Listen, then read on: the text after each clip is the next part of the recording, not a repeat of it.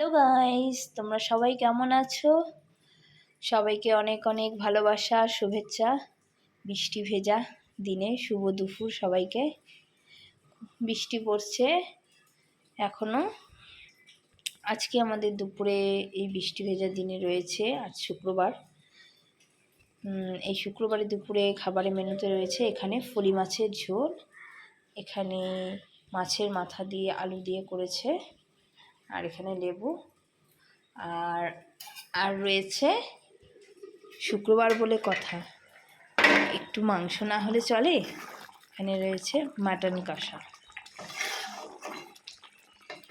এটা একটু সেদ্ধ হবে, সেদ্ধ হয়ে এলে একটু গরম মশলা ছিটিয়ে নামিয়ে নেব। এই হচ্ছে আজকে আমাদের খাবারের মেনু।